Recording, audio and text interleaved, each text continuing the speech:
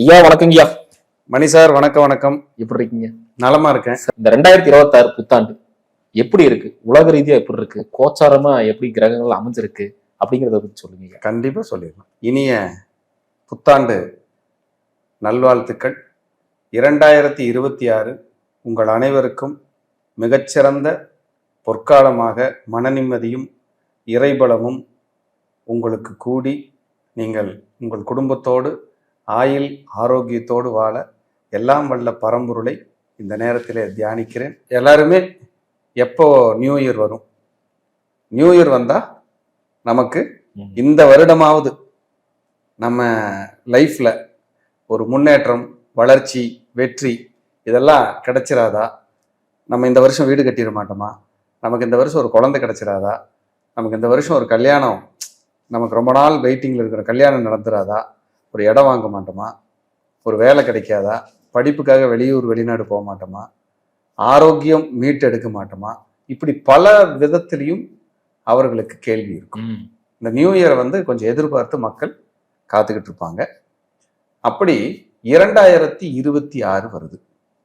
2026 கரெக்டா பாருங்க, வியாழக்கிழமை அன்னைக்கு புத்தாண்டு பிறக்குது. குருவினுடைய நாளில் புத்தாண்டு பிறக்குது. சந்திரனுடைய நட்சத்திரத்துல புத்தாண்டு பிறக்குது, ரோகிணி. அப்போ 2026ங்கிறது பாத்தீங்கன்னா சூரியனுடைய ஆதிக்கம், 1ஆம் எண். பிறக்கிற நாள் குருவோட ஆதிக்கம், பிறக்கிற நட்சத்திரம் சந்திரனோட ஆதிக்கம். அப்ப இங்க ராஜ கிரகங்கள் என்று வர்ணிக்கக்கூடிய சூரியன், குரு, சந்திரன், இப்படி 3 கிரகங்களுடைய ஆளுமையில தான் அந்த புது வருடமே ஆரம்பிக்க போகுது. அப்ப சூரியன் அப்படின்னாலே என்னன்னா அரசாங்கம், அரசியல், ஆன்மீகம், உயர்கல்வி, மருத்துவம், மருந்து, குழந்தைகள், இதெல்லாம் சூரியன் 5ஆம் இட காலச்சக்கரத்துக்கு. குரு அப்படிங்கிறது பெரும் பணம், வெளிநாடு, வெளி மாநிலம், வெளியூர், இதுல எல்லாம் நம்ம எந்த அளவுக்கு ஜெயிக்க போறோம், இது சார்ந்து நம்ம எந்த அளவுக்கு வின் பண்ண போறோம் அப்படிங்கிறத குறிக்கும். சந்திரன் அப்படிங்கிறது இடமாற்றம், தாய்மை, வீடு, வாகனம், சொத்து, சுகம். 4ஆம் இடம் இல்லையா காலச்சக்கரத்துக்கு, சந்திரனோட வீடு. இதையெல்லாம் குறிக்கக்கூடிய ஒரு வாய்ப்பா இருக்கு. அப்ப இந்த 3ஓட கலவையில தான் இந்த வருடம் நகரப்போகுது. அப்ப சூரியன் அப்படின்னாலே அரசியல். அரசியலில் ஒரு கணிப்பு, எல்லாரும் நம்ம இப்படி ஆகும் அப்படி ஆகும்னு வச்சுட்டு இருக்கிற கணிப்பு அப்படியே சேஞ்ச் ஆகும். நம்ம ஒண்ணு நினைச்சா இது ஒண்ணு நடந்துருச்சேங்கிற மாதிரி. ஏன்னா சந்திரன்னா மாற்றம், சூரியன்னா அரசியல், அரசாங்கம், குரு அப்படிங்கிறது உங்களுக்கு பெரும் பணம். அப்போ இந்த கலவைகளை தானே ஆரம்பிக்குது. அப்ப இந்த வருடம் தான் எலெக்ஷன் வரப்போகுது. நம்ம எலெக்ஷனுக்குள்ள போக வேண்டாம், நம்ம கருத்து பொதுவா தான். ஏன்னா நம்ம எல்லாருமே நம்ம கிட்ட பார்ப்பாங்க. கண்டிப்பா கண்டிப்பா. இவங்க தான் இல்லை, நம்ம எல்லாம் பொது மனிதர்களாக தான் நம்ம எல்லாம் இருக்க முடியும், பேச முடியும். இல்லை, அதான உண்மை. அப்ப இந்த வருடம் அரசியல் ஒரு சேஞ்ச் அப்படிங்கிறதோட நம்ம அந்த சப்ஜெக்டை நிறுத்திக்குவோம். சேஞ்சுனா அதாவது எதிர்பார்ப்புகளில் ஒரு மாற்றம். என்ன மாற்றம் அப்படிங்கிறது அந்தந்த காலச்சூழல் முடிவு செய்யும். எதிர்பார்ப்புகளில் ஒரு மாற்றம் அப்படிங்கிறதுல மாற்றுக்கிறதுக்கு இடமே இல்லை. நம்ம ஒன்று நினைச்சிட்டு இருப்போம், நம்ம ஒரு கணிச்சு வச்சிருப்போம், அது அப்படியே ஒரு சேஞ்ச் நடத்தி ஒரு மாதிரியா ஒரு விஷயத்தை செய்யும். ஏன்னா சூரியன் என்பது அரசியலை சொல்லியிருக்கிறோம், சந்திரன் என்பது மாற்றத்தை சொல்லியிருக்கிறோம், குரு என்பது பெரிய பணம், பொருளாதாரம், வெளியூர், வெளிநாடுகள். இப்ப பாருங்க, நம்ம இந்திய தேசம் சார்ந்து வெளிநாடுகள்ல நமக்கு இனிமேல் நிறைய சப்போர்ட் பண்ண போகுது. நம்ம நாட்டுக்கு ரொம்ப நட்பு உறவுகளை அதிகப்படுத்தி ஒரு பெரிய ஒரு அற்புதத்தை அவங்க செய்ய போறாங்க. இதுல எந்த மாற்றமும் இல்லை. இப்ப நம்ம தாய் திருநாடு இந்தியாவுக்காக நிறைய பேர் முன் நட்பு நாடா, தோழமை நாடா, எங்களுக்கு இவங்க இருக்காங்கங்கிற சப்போர்ட், ஆதரவுக்கிற நமக்கு எப்பவும் கிடைக்கிறதுக்கு அதிகரிக்கக்கூடிய ஆற்றலை இந்த வருடம் நம்ம பார்க்க முடியும். அதே மாதிரி இந்த வருடமும் சூரியனுடைய ஆதிக்கம், குருவோட ஆதிக்கம்னா நிறைய திருக்கோயில்கள், திருப்பணிகள், கும்பாபிஷேகம், கோயில் சார்ந்த விஷயங்கள். இனிமேல் பாருங்களேன், நிறைய குறிப்பிட்ட முக்கியமான சிவாலயங்கள், அம்மனுடைய ஸ்தலங்கள், குருங்கிறனால நிறைய ஜீவசமாதி வழிபாடு பயணங்கள் எல்லாம் அதிகரிக்கும் இந்த வருடம். நிறைய இதுக்கு மக்கள் பயணப்படுவாங்க. போய் நம்மளுடைய கர்மாவை தீர்த்துக்கணும், சரி பண்ணிக்கணும், ஜெயிக்கணுங்கிற எண்ணத்தை கொடுக்கும். தங்கம், குரு தான் கோல்டு, சந்திரன் தான் மாற்றம், சூரியன்கிறது வந்து உயர்வு. அப்போ தங்க விலையும் கண்டிப்பாக உயரப்போகுது. அப்படிங்கிறதுல ஏற்கனவே உயர்வு தான். இப்போ பேசிட்டு இருக்கிற நேரத்தில் உங்களுக்கு கிட்டத்தட்ட 1 பவுன் 1 சவரன்னு சொல்லக்கூடிய தங்கம் நியர்பை 95,000 இருக்கு. இது அப்படியே அடுத்தடுத்து மூவ் ஆகி லட்சங்களுக்கு மேலே போறதுக்கு வாய்ப்பு இருக்கு. ஏன்னா குரு உச்சம் வேற அடைய போறாரு. அதுல மாற்றங்கள் வந்து அடுத்தடுத்த கட்டத்துக்கு மூவ் ஆகிறதுக்கு சான்சஸ் நிறைய இருக்கு. இந்த 3ஓட கலவையில தான் இந்த வருடம் நகரப்போகுது. அதே போல கல்வியில் மாற்றம், கல்வியில் ஒரு புரட்சி, புதிய புதிய கோர்ஸ் இன்ட்ரடியூஸ் ஆகிறது. சந்திரன் அப்படிங்கிறது வந்து பாத்தீங்கன்னா மக்களுடைய மனது, மீடியாவே சந்திரன் தான். அப்புறம் இந்த ஏஐன்னு இப்போ வந்திருக்குல்ல, அது மாதிரி புதிய புதிய விஷயங்கள் இந்த வாட்ஸ்அப்ல, யூடியூப்ல, இன்ஸ்டாகிராம்ல புதுசாக வந்து எப்படி வாட்ஸ்அப்னு ஒன்று வந்துச்சோ, யூடியூப் இன்ஸ்டாகிராம்னு வந்துச்சோ, அது மாதிரி புதுசாக ஒரு புரட்சி கூட உருவாகும். ஏதாவது ஒரு புதிய ஒரு விஷயத்தை உருவாக்கி இதெல்லாம் இனிமேல் நம்ம மக்கள் பயன்படுத்த போறாங்க அப்படிங்கிறது கூட இந்த வருடங்களில் உருவாக்குறதுக்கு வாய்ப்பு. சரி. அப்புறம் சந்திரன் அப்படிங்கிறது வந்து பார்த்தீங்கன்னா நீர்நிலைகள். அப்போ அந்த புனித நதி நீராடுறதுக்கான கூட்டங்கள் அலைமோதும். புனித நதியில நீராடி நம்மளுடைய கர்மாக்களை தீர்த்து சுகமா வாழலாங்கிற விஷயங்களை எல்லாம் அதிகரிக்கும். அதே போல சந்திரன்கிறது காலச்சக்கரத்துக்கு 4ஆம் இடமா ரியல் எஸ்டேட் புதுப்பிக்கும். ரியல் எஸ்டேட் சட்டங்கள், புதிய நடைமுறைகள், பட்டா பத்திரங்கள் தொடர்பான புதிய சட்டங்கள் வகுக்கிறது, இந்த மாதிரி தான் இனிமேல் நீங்க மூவ் பண்ண முடியும்னு சொல்றதெல்லாம் இந்த வருடம் உருவாகும். இந்த வருடம் உருவாகும். குழந்தைகளுக்காக தனி பாதுகாப்பு, பெண் குழந்தைகளுக்கான பாதுகாப்பு. இப்ப போக்சோன்னு ஒரு சட்டம் வந்து சிறப்பா வழி நடத்திக்கிட்டு இருக்கு இல்லையா? யாராவது இனிமேல் பெண் குழந்தைங்க தொடர்னாலே பயப்படுவாங்க. அந்த மாதிரியான ஒரு அருமையான சட்டம் அது. அதுலேயும் வந்து இன்னும் வேற வேற நடைமுறைகளை கொண்டு வந்து பெண்கள் பாதுகாப்பு அதிகரிக்கப்படும். பெண்களுக்கான பாதுகாப்பு நடைமுறைகள் இப்ப அதிகரிக்கப்படும். நிறைய பேர் பெண்கள் நிறைய பேர் விருது வாங்குவாங்க. ஐஏஎஸ், ஐபிஎஸ், ஏதாவது ஒரு அரசியல்ல அரசாங்கத்துல பெண்களுக்கான முக்கியத்துவங்கள் எல்லாம் கொஞ்சம் ஒரு இம்ப்ரூவ் ஆகிறதுக்கான சான்ஸையும் அது கொடுக்கும். இப்ப அரசாங்கத்தில் இருக்காங்க, யாராவது ஒருத்தங்களுக்கு ஒரு பெரிய பதவியில் இருக்கிறவங்களுக்கு ஒரு பெண்ணை நியமிச்சு அவங்க புகழடைகிறது, அவங்க வெளிச்சத்துக்கு வர்றது, இந்த மாதிரி வர்றதுக்கு சான்சஸ் இருக்கு. அதே போல டிரான்ஸ்போர்ட்ல புதிய புதிய முறைகளை எல்லாம் கொண்டு வருவாங்க, புதிய வாகனங்கள். அதே போல் டிரான்ஸ்போர்ட்டில் வந்து ஒரு அற்புதங்கள் இதெல்லாம் நடக்கும். அதாவது இந்த டிரான்ஸ்போர்ட்டில் வந்து மலைக்கோயில், பயணிகள் ஏறி இறங்குறதுக்கான இதெல்லாம் இருக்கு இல்லையா? இப்போ உதாரணத்துக்கு ரோப் கார் மாதிரி திட்டங்கள் எல்லாம் நிறைய விரிவுபடுத்துவாங்க, நிறைய அதிகரிக்கும். இதெல்லாம் நிறைய சொல்லிட்டே போலாங்க. ஐயா, இந்த 2026ல சாமானியமா இருக்கக்கூடிய நபர்களுக்கு எல்லாத்துக்கும் கனவு என்னன்னா அந்த பொருளாதாரம், சம்பள உயர்வு கிடைச்சிடாதா, லாபம் பாத்திர மாட்டோமா அப்படின்னும் போது பொருளாதாரம் எப்படிங்க? கண்டிப்பா கிடைக்கும். அதுல குறிப்பா நியூ இயர் வந்து குருவின் நாள். தனுசு மீனம், தனுசு மீனம், மீனம், புனர்பூசம், விசாகம், புரட்டாதி.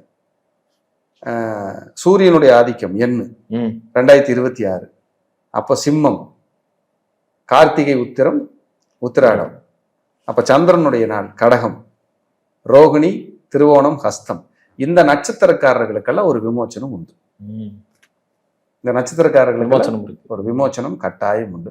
ஏன்னா சூரியன், குரு, சந்திரன் இவங்க ஒண்ணுக்கு ஒண்ணு எல்லாருமே யாருக்கும் பகை கிடையாது, யாருக்கும் பகை இல்லை. அந்த அதுல இதுல புத்தாண்டு பிறப்பிக்குது. இவங்களுக்கு ஒரு விமோச்சனம் கண்டிப்பா கொடுக்கும். இந்த 2026 ஒரு அற்புதத்தை சூப்பரா செய்யும். எனக்கு தெரிஞ்சு கேன்சருக்கான இந்த மெடிசன் இருக்கு இல்லையா, அதுல ஏதாவது ஒரு புரட்சி நடக்கும். ஏன்னா குரு சூரியன் சந்திரன் கூட. அப்ப ஏதாவது ஒரு மருந்து கண்டுபிடிக்க முடியாத, நடைமுறைப்படுத்த இந்த வியாதிக்கு குணப்படுத்த முடியாத ஒரு இத்தனை நாள் வரைக்கும் எதுவுமே கிடைக்கல, நம்ம பண்ண முடியலைங்கிறதுக்கு 2026ல ஏதாவது ஒரு விஷயம் நடக்கிறதுக்கு அதிக சான்ஸ், சொல்யூஷன் கிடைக்கிறதுக்கு வாய்ப்பு இருக்கு.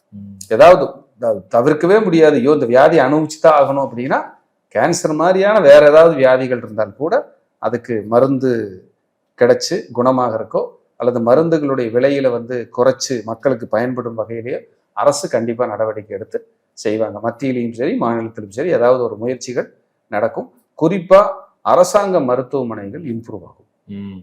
அரசாங்க மருத்துவமனை.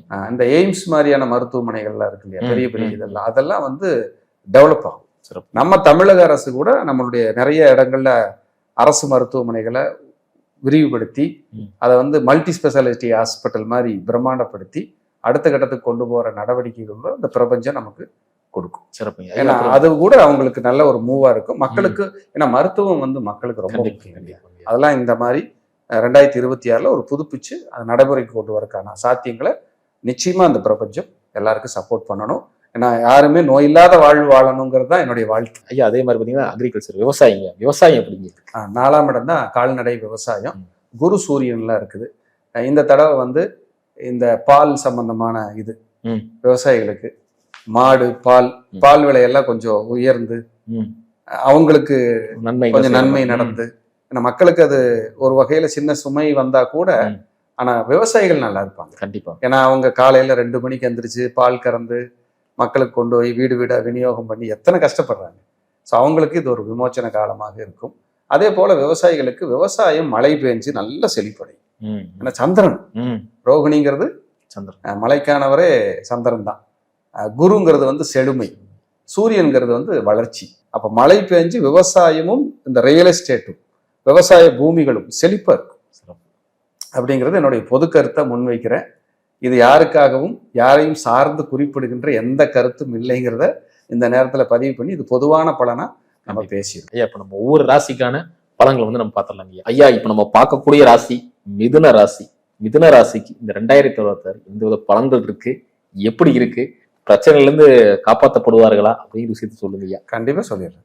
மிதுன ராசி அன்பர்களுக்கு இனிய 2026 புத்தாண்டு நல்வாழ்த்துக்கள். 2026 மிதுன ராசி அன்பர்களுக்கு எந்த மாதிரியான பலாபலன்கள் ஆகும்னா, கண்டிப்பாங்க சுப விரயம் நடக்கும். சுப விரயம். கார் வாங்குறேன், வீடு வாங்குறேன், திருமணம் தடையா இருந்தது நடத்தி வைக்க முடிஞ்சது, ஏதாவது ஒரு சொத்துக்கள் இன்வெஸ்ட்மெண்ட் போனேன், நகை எடுத்தேன், அப்படிங்கிற வீடு ஆல்ட்ரு பண்ணேன், அப்படிங்கிற சுப விரயம் கட்டாயம் நடக்கும். இதில் எந்த மாற்றமும் இல்லை. அதே போல வெளிநாடு, வெளியூர், வெளிமாநிலம், புனித யாத்திரை, டூரு, தூரதேச பயணங்கள் கண்டிப்பா உண்டு. மிதுன ராசிக்கு ராசிநாதன் புதன். எப்பவுமே இவங்க இன்டெலிஜென்ட், நம்ம அடிக்கடி சொல்றது அதுதான். அவங்களுடைய அறிவை வைத்து அவர்களே முன்னேறக்கூடிய ஒரு அற்புதமான ராசி. அவங்க ராசியில இப்ப ஜென்மத்துல குரு போயிட்டு இருக்காரு. அதனால நிறைய குழப்பம், முடிவெடுக்க முடியாத சூழல், தடுமாற்றம், தடை, நெருக்கடி இத்தனையும் சந்திச்சுட்டு இருப்பாங்க. கரெக்டா ஜூன் மாசத்துல, மே முடிஞ்ச உடனே ஜூன் மாசத்துல ஃபர்ஸ்ட் வீக்ல குரு 2ஆம் இடத்துக்கு வந்துடுவார். ஏற்கனவே 9ஆம் இடத்துல ராகு, 3ஆம் இடத்துல கேது, 10ஆம் இடத்துல சனி, இதெல்லாம் ஃபேவரபிள் தான்.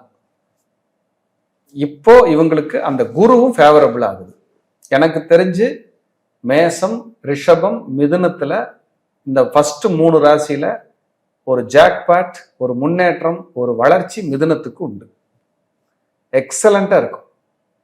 வர வேண்டிய பணம் வரும், கொடுக்க வேண்டியவங்களுக்கு திருப்பி கொடுப்பாங்க, தொழிலில் வளர்ச்சியும் முன்னேற்றமும் உண்டு, அவமானங்கள் துடைக்கப்படும், புண்ணியங்கள் வலுக்கப்படும், குழந்தை பாக்கியம் இல்லாதவர்களுக்கு குழந்தை பேர் கொடுக்கும், குழந்தை பாக்கியத்துக்கு ட்ரீட்மெண்ட் எடுக்கிறவங்களுக்கு ட்ரீட்மெண்ட் கிடைக்கும், குலதெய்வ அருள் இந்த வருடம் நிறைய உண்டு. நிறைய இறை பரிகாரத்துக்காக வெளியூர், வெளி மாநிலங்கள் எல்லாம் சென்று இறை வழிபாடுகளை செய்து, வீட்டில் ஹோமங்கள், பூஜை புனஸ்காரங்களை எல்லாம் செய்து வளர்ச்சி அடையக்கூடிய ஒரு வருடமாக 2026 அமைகிறது. உங்களுடைய முயற்சிகள் அனைத்தும் 200% பலிதமாகின்ற காலம். நீங்கள் என்னவெல்லாம் திட்டமிட்டு கொண்டிருந்தீர்களோ, என்னவெல்லாம் நினைத்து கொண்டிருந்தீர்களோ, அவையெல்லாம் உங்களை இல்லம் நோக்கி உங்களுடைய கைகளில் அந்த நல்ல நேரம் தவழப் போகிறது என்றால் அது மிகையே அல்ல. ஒரு ஆசீர்வாதமான வருடம் சாமி, ஒரு ஆசீர்வாதமான வருடம் 2026. நம்ம ஏற்கனவே சொன்னது போல அவர்களுடைய கோச்சார நிலைகள், அவங்க பை பர்த்ல பிறக்கும்போது அவங்களோட கிரகம் என்ன இருக்கோ, அந்த கிரகத்தின் மேல என்ன கோச்சார கிரகம் பயணிக்குதோ, பாவ கிரகங்கள் மேல சுப கிரகம் பயணிக்கும் போது சிரமங்களும், சுப கிரகங்கள் மீது சுப கிரகங்கள் பயணித்தால் நன்மையும் கோச்சாரத்தில் ஏற்படும். அதோட அவர்களுக்கு நடக்கக்கூடிய தசாபுத்தி, யோகமான தசை, யோகமான புத்திகளாக இருந்து இந்த கோச்சாரமும் நல்ல நிலையில் வருவதால் யோக தசை யோக புத்தி நடந்தால் இந்த 2026 ஒரு பொற்காலம் என்றே சொல்லலாம். மோசமான தசா புத்தி நடக்குது, கிரிட்டிக்கலா இருக்கு அப்படின்னா சமாளிச்சுக்கிறதுக்கு சக்தி கிடைக்கும். இது பொதுவா இவங்களுக்கு இப்படிதான் இந்த புத்தாண்டுகளை இவங்க பார்க்கணும். ஆனா 2026 புத்தாண்டுல நிறைய மிதுன ராசி அன்பர்கள் சாதிப்பார்கள். இவங்க சோதனைகள் எல்லாம் சாதனைகளாக மாறும். அதுலயும் குறிப்பா பெண்கள், திருமணமே ஆகல சார், என் லைஃபே போச்சு, ஒரு கல்யாணம் பண்ணி டைவர்ஸ் ஆயிடுச்சு, எனக்கு பிரச்சனை ஆயிடுச்சுன்னு யாராவது நினைச்சுக்கிட்டு இருந்தா அவங்களுக்கெல்லாம் ஒரு விமோச்சனத்துக்கான காலம். சொத்துக்கள்ல வெள்ளங்க இருக்கு சார், சொத்துக்களால் நான் வெள்ளங்கத்தை சம்பாதிச்சேன், சந்திச்சுக்கிட்டு இருக்கிறேன், நெருக்கடி தான் சந்திச்சுக்கிட்டு இருக்கிறேன்னா எல்லாம் சரியாயிடும். நல்ல ஒரு விமோச்சனம் இவர்களுக்கு கிடைக்கும். அதுல எந்த மாற்றமும் இல்லை. புகழ், கௌரவம், முன்னேற்றம் எல்லாமே டாப். அந்த வேலை அடுத்தது வருவோம். அப்போ வேலையே இல்லை, வருமானமே இல்லை. அதனாலதான் சொல்லு பொருளாதார உயர்வுன்னு நம்ம பேசிட்டோம். அப்ப வருமானம் உயர போகுது அப்படின்னா வேலை கிடைக்க போகுது. அதான் வெளியூர், வெளிநாடு, வெளிமாநிலங்கள் இங்கெல்லாம் சென்று நான் வேலை பார்க்கணும்னு விருப்பப்பட்டுக்கிட்டு இருக்கேன், நான் வெளிநாட்டில் இருக்கேன், எனக்கு ப்ரொமோஷன் கிடைக்கல, ஒரு நல்ல வேலை கிடைக்கல, நான் ரொம்ப கஷ்டப்பட்டுக்கிட்டு இருக்கேன்னா இந்த காலம் உரிய காலம். 2026 இவங்களுக்கு ஒரு அற்புதமான காலம். இவங்க அம்மாவுக்கு உடம்பு சரியில்லாம இருக்கும், ஹெல்த் பாதிச்சுட்டு இருக்கும், அவங்களுக்கெல்லாம் தயாராயிரும், ரெடி ஆயிரும். அப்பா கருத்து வேறுபாடு, சொத்து தகராறு, பூர்வீகத்துல பிரச்சனை, பூர்வீகத்தை பிரிக்க முடியாம இருக்கிறோம், நாங்க டிஸ்டர்பா இருக்கிறோம் அப்படின்னா அதெல்லாம் இப்போ ஒழுங்காகிறதுக்கான காலம். இப்போ கோச்சாரத்துல கடகத்துக்குள்ள குரு வர்றாரு. மிதுன ராசியில பிறந்தவங்களுக்கு யாருக்காவது அந்த கடகத்துக்குள்ள சுக்கிரன் இருக்காருன்னு வைங்க, அங்க இப்ப குரு மேல வருவாரு, பணகிரகத்தின் மேல பணகிரகம் வர்றாரு, அப்படியே கொட்டி கொடுத்துட்டு போயிடும். ஆஹா நல்ல காலம், பொருளாதாரத்துக்கு எனக்கு கஷ்டமே இல்லை, நான் கொஞ்சம் நிம்மதியா இருக்கிறேங்கிற ஒரு பீரியடை கொடுத்துரும். அப்போ இதுல முக்கியமா பார்க்க வேண்டியது பொதுவா 2026 எப்படி இருக்கும், நல்லா இருக்குமா இல்லையாங்கிறது மட்டும்தான் இவங்களுக்கு தெரியும். ஆனா பின்புலத்துல பின்னாடி பேக்கெண்ட்ல இவங்களோட கோச்சார கிரகமும் இவங்களுக்கு நடக்கிற தசாபுத்தியும் இவங்களை இயக்கிட்டு இருக்கும். அது யாருக்கு கண்ணுக்கு தெரியாது. எனக்கு 2026 எப்படி இருக்கு, நல்லா இருக்கா நல்லா இல்லையா, நான் ஜெயிப்பனா தோப்பனா, முன்னேறுவனா இல்ல கீழே போயிடுவேனா, வளர்ச்சி இருக்கா இல்ல வீழ்ச்சி இருக்கா, இப்படிதான் பொது கண்ணோட்டத்துல இவங்களுக்கு உற்று நோக்கிட்டு இருப்பாங்க. ஆனாலும் அவங்க ஊர்ல அருகில் இருக்கிற அவங்க குடும்ப ஜோதிடரோ இல்ல யாராவது தெரிஞ்ச நண்பர்களோ இல்ல யாராவது கிட்ட நீங்க வெளியில பார்க்கணும், பக்கத்துல பாத்துக்கணும் அப்படின்னா பார்த்து தெரிஞ்சுக்கங்கன்னு நான் சொல்றேன். ஏன்னா நாம எல்லாத்தையுமே பார்க்க முடியாது சார். பக்கத்துல யாரும் இருந்தா கூட நீங்க போய் கேட்டு தெரிஞ்சுக்கங்க. தெரிஞ்சுக்கிட்டு எனக்கு இந்த வருடம் 2026 என்ன சொல்லுது, எனக்கு ஒரு விமோச்சனம் கிடைக்குதா அப்படிங்கிறத நீங்க கண்டிப்பா போய் பார்க்கணும். பார்த்துக்கிட்டு அதுக்கு தகுந்த சில இறை பரிகாரங்கள், ரெமிடிஸ் எல்லாம் நீங்க எடுக்கணும். கோச்சார கிரகங்களுக்கு மிக மிக முக்கியத்துவம் கொடுக்கணும். ஏன்னா அவங்க மட்டும்தான் தற்காலிக பிரச்சனையை சொல்லுவாங்க, இல்ல தற்காலிக வெற்றியை சொல்லுவாங்க. ஆனா தசாபுத்தி அப்படி இல்லை, ஒண்ணு நிரந்தர பிரச்சனை இல்லைன்னா நிரந்தர வெற்றி. இதை இண்டிகேட் பண்ணுவாங்க. ஒரு 16 வருஷம் ஒருத்தர் குரு தசை நடக்குதுன்னா அந்த குரு எப்படி இருக்கும் அப்படிங்கிறது நிரந்தரம். கோச்சாரம்ங்கிறது அந்த ஒரு வருடத்துல வரக்கூடிய குரு, 1.5 வருடத்துல வரக்கூடிய ராகு, 2.5 வருடத்துக்கு இருக்கக்கூடிய சனி, இவங்கெல்லாம் தற்காலிகமா சொல்லுவாங்க. அப்போ உங்க ஜனன ஜாதகமும் உங்களுக்கு நடக்கிற கிரக நிலைகளையும் வச்சு நீங்க ஆய்வு பண்ணா மட்டும்தான் அது தெரியும். இல்ல அதை விட்டு போட்டு எனக்கு அப்படி ஆகுதா இப்படி ஆகுதா நல்லா இருக்குன்னுலாம் சொன்னாங்க, ஒண்ணுமே நடக்கல அப்படின்னா இங்க கோச்சாரத்துல ஒரு மோசமான கிரகத்தின் மேல மோசமான கிரகம் பயணிச்சுக்கிட்டு இருக்கும், உங்களால தாங்கவே முடியாது. ஒண்ணும் இல்லை சார். இப்ப சிம்ம ராசி கும்பராசி 2 ராசிக்காரங்களுக்கும் ஒரு ராசியில சிம்மத்துல கோச்சார கேது போயிட்டு இருக்கு, கும்பராசிக்காரங்களுக்கு கோச்சார ராகு உள்ள போயிட்டு இருக்கு. இவங்களுக்கு என்ன ஆட்டிக்கிட்டு இருக்குன்னு தெரியுங்களா, பிரச்சனை போட்டு சொல்ல முடியாது, மெல்ல முடியாது. பிரச்சனை என்னவென்று தெரியும், உணர்வார்கள். ஆனால் இதுதான் பிரச்சனை என்று இவர்களால் வெளியில் சொல்ல முடியாத சூழல்ங்கிறாங்க. அந்த ராகுகேதோட வேலை பாருங்க. சிலருக்கெல்லாம் நமக்கு செய்வன பயம் இருக்குமோ, நமக்கு மாந்திரிகம் பண்ணி வச்சிருப்பாங்களோ அப்படிங்கிற பயம், தாழ்வு மனப்பான்மை, படிக்கிற குழந்தைகளா இருந்தா ஞாபகம் மருதி, கீழே மேல விழுந்தஞ்சிக்கிறது, இந்த சூழ்நிலையெல்லாம் இப்ப இவங்க சந்திச்சுக்கிட்டு இருப்பாங்க. அந்த கோச்சாரத்துல வரக்கூடிய அந்த கிரகம் அந்த மனுஷனை என்ன ஆட்டி படைக்கிட்டு பாருங்க. அப்ப கோச்சார கிரகங்கிறது இந்த ராகு கேது பயிற்சி, குரு பயிற்சி, சனி பயிற்சி எல்லாம் சாதாரண விஷயமே அல்ல. உன்னிப்ப ஜாதகத்துல பார்க்கணும். அதுதான் ஒரு மனிதனை அசைத்து பார்க்கின்ற ஆணிவேராக இருக்கிறது.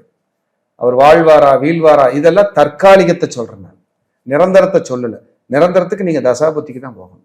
அப்ப இருக்கிற ராசியிலேயே மிதுன ராசி அன்பர்களுக்கு குழந்தை செல்வங்கள் பெறுவது, டெஸ்ட் டியூப் பேபியில குழந்தை கிடைக்கிறது, குழந்தை செல்வங்களுக்கு வந்து கல்வியில முன்னேற்றம், படிக்காத குழந்தைகள் படிக்கிறது, உடம்பு சரியில்லாத குழந்தைகள் சரியாகிறது, படிக்க வேண்டிய தருணத்தில் 20 வயது 21 வயது 19 வயது நண்பர்கள் வெளிநாடு போறேன் வெளியூர் போறேங்கிறவங்களுக்கு நல்ல முன்னேற்றம் கிடைக்கிறது. நீட் எழுதிட்டு இருக்கேன், நான் நீட்ல ஜெயிச்சிருவனாங்கிறவங்களுக்கு நீட்ல ஒரு நல்ல விமோசனம் கிடைக்கிறது. இதெல்லாம் நடக்கும். இது எல்லாமே பொதுதான். மறுபடியும் நான் சொல்லிட்டு இருக்கிற காரணம், உங்க தசாபுத்தி உங்க கோச்சார கிரகத்தை பார்க்காம நீங்க முடிவு எடுக்கிறது தப்பு. பொதுவா கேட்டுக்கலாம். இது ஒரு செவிவழி செய்தி மாதிரி. ஓ, இந்த வருடத்துல இந்த கிரகம் நமக்கு கொஞ்சம் பாசிட்டிவ் பண்ணுது, நம்ம கொஞ்சம் ஓங்கி செய்யலாம் எதையாவது, நம்ம கிரக நிலைகளையும் பார்த்துட்டு நம்ம மூவ் பண்ணலாம் அப்படின்னா கிஃப்ட். அப்ப மிதுனம் அப்படிங்கிறது யோகமான காலம், வளர்ச்சியான காலம். தந்தைக்கு ஹெல்த் ரெடி ஆகிறது, தாயாருக்கு ஹெல்த் ரெடி ஆகிறது, உங்களுடைய முயற்சிகள் அனைத்தும் பலிதமாகிறது. இதெல்லாம் டாப். உங்க வாகனம், உங்களுடைய வீடு, சொத்து, இப்பதான் சுபவிரயம் சொன்ன எடுத்த உடனே அந்த சுபவிரயம் எல்லாம் டாப்பா இருக்கும். சுபவிரயத்தினால யோகமும் கிடைக்கும், பலனும் கிடைக்கும். சார் எனக்கு மருத்துவமே கிடைக்கல, நான் நோயினால நிறைய பாதிக்கப்பட்டு இருக்கிறேன், டிஸ்டர்ப்டா இருக்கு அப்படின்னா நோய்க்கும் தீர்வும் கிடைச்சிடும், விமோச்சனமும் கிடைச்சிடும். அடுத்த கட்டத்துக்கு அவங்க போயிடுவாங்க. இதுல எந்த மாற்றமும் இல்லை. இந்த காலகட்டங்கள்ல உங்க குலதெய்வத்தை கெட்டியா பிடிச்சிக்கும். மிதுன ராசிக்காரங்க குலதெய்வத்தை கெட்டியா பிடிச்சி, குலதெய்வ ஆசீர்வாதம், குறிப்பா அங்காள பரமேஸ்வரி வழிபாடு, மேல்மலையனூர் போய் ஆத்மார்த்தமா வழிபட்டுட்டு நல்ல நமஸ்காரம் பண்ணிட்டு வந்தீங்கன்னா ஒரு பெரிய ரிலீஃப் கிடைக்கும். முடிஞ்சா ராமேஸ்வரம் போய் ஒரு தீர்த்த நீர் அடிட்டு வந்தா கூட உங்களுக்கு நல்லா இருக்கும். அப்படிங்கிறது என்னுடைய பொது கருத்து. உங்களுக்கு இந்த மிதுன அன்பர்களுக்கு நல்லது நடக்கணும்னு சொல்லி நான் எல்லாம் வல்ல பரம்பொருளை மனசார வேண்டி விடைபெறுகிறேன். வணக்கம்.